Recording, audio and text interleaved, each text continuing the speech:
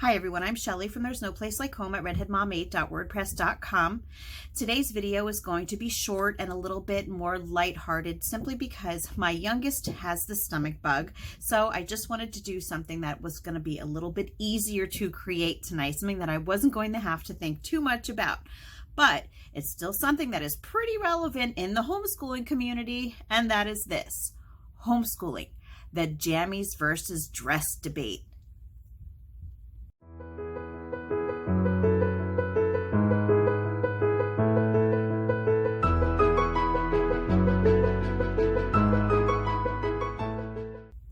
You know, the very first thing that I want to say is that the sheer fact that a topic like this is up for debate in the homeschooling community is a testament to how blessed we actually are. Think about that. How many other educational approaches can actually talk about whether jammies or dressed is better for thinking, better for educating, better for getting things done? Not too many. As far as I know, it's only homeschoolers who talk about these things. And you know, it's funny because this is like a really serious topic for some people. There are some people who staunchly advocate for doing homeschooling in their jammies because it's all about relaxing and taking things slow. But then you have the opposite end of the spectrum. I have seen homeschooling families who actually have homeschool uniforms. I was surprised when I saw it, but it's actually a thing for some people. So let's talk about these because I have actually done both, and there are some things that I've learned about jammies versus dress that I wanted to share with you today. So first of all, let's talk about homeschooling in your jammies.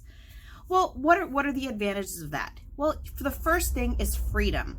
How many people, other than pajama day at school, can say that their kids are able to go to school and do their work in their pajamas? So for a lot of people, when they do pull their kids out of school, that's one thing that they really want to do. They want to say that they were able to do their school in their pajamas.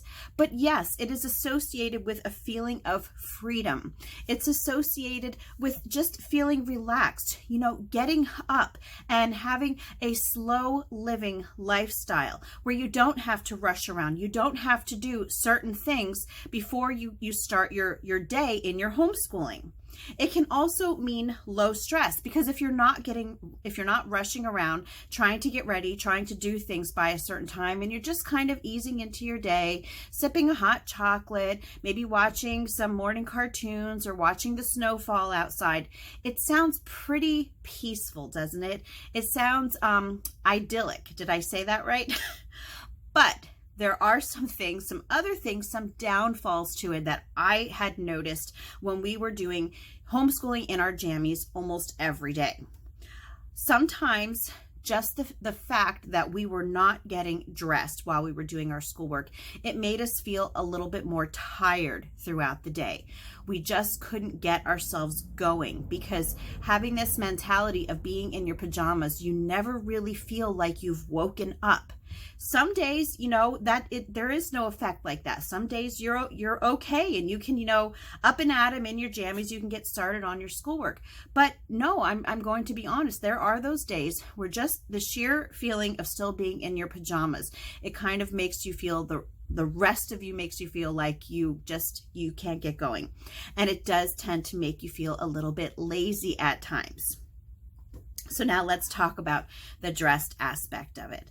So we typically will do dressed more often now than we will do jammies. And so when you are dressed, you are feeling confident. Don't you feel confident? I know that, yeah, you know, I have to say that one of my favorite parts of the day is the feeling of being able to change out of my daytime clothes and put on my pajamas at night. You know that the day is over, you can relax, you can feel that sense of relief when you are in those PJs. But, you know, on the opposite end, when you are up in the morning, sometimes it really does help you to feel bright-eyed and bushy-tailed when you've taken a shower. Put on your makeup. Now, I'm not talking for your kids. I'm talking to you moms right now. But, you know, or even for your kids when they've taken a shower, you know, gotten their hair done, gotten dressed, it really does help you to feel more on task. It helps you to feel refreshed, and it helps you to feel like you are ready to tackle your day. Now, some of the disadvantages of feeling like you have to get dressed for homeschooling every day is, yeah, there is that morning rush. There is that aspect, especially if you have a set time that you want to get your homeschool day started, which we do try to start around 10, because that is how, if we do not start our day at 10, the rhythm of the rest of our day is thrown off a bit. So yeah, you will have that morning rush if you have a certain time that you want to get things started. And that can cause you to feel a little bit stressed, a little bit rushed. And that's a feeling that a lot of people don't want to have in their homeschool. One of the greatest things about homeschooling is, that you can kind of just ease into that day slowly at your own pace, which is why I do start school at 10 o'clock. A lot of people are surprised when they hear that I don't start until 10, because, schools around here start at like 7:30, maybe even earlier. But you know what? Even when we start at 10, when I'm getting everyone, dressed, giving them their clothes, brushing their hair, yeah, you can feel stressed at times because you're just feeling like that morning rush going on. Not as bad, not nearly as bad as when my kids were in school, because that happened way earlier. And really, if we do end up being a little bit late, it's not really that big of a deal. It bothers me more than anything else. But here's the thing. Does it really have to be one or the other? I have seen so many people debate about this. So many people who are absolutely adamant that their kids must get dressed every single day before school starts. No ifs, ands, or buts about it. And then, as I mentioned earlier, we have people on the other end who are just like, no, we're all about slow living, and let's just let our kids ease into their day. Let them be comfortable. And I've got to say that people on that end of the spectrum, they're really not as strict about that as what I've seen about people who want their kids to be dressed every day. People who want their kids to be dressed every day for homeschooling really do seem like they are much more intent on having that happen. But I'm going to say it again. Does it really have to be one or the other? They both have their advantages. And so what I can say to you is, do what works for you, as with everything else in homeschooling. And just because you are a homeschooling family that tends to get dressed every single day, it doesn't mean that the people who are doing school in their jammies are lazy. Let's not argue about little things like this. So what we typically do now is on the days, where it's kind of dreary out, maybe not everyone is feeling so good, and we just can't really seem to get moving, those very often are our jammy days. But I'm going to tell you that for our family at least, it really does help us if we can get dressed as often as we possibly can, because that is how both my kids and I all feel like we're able to stay more on task. We're able to pay more attention. We feel more awake. We feel like, our sleep time is over and it's time to get the things done that we have to do. So yeah.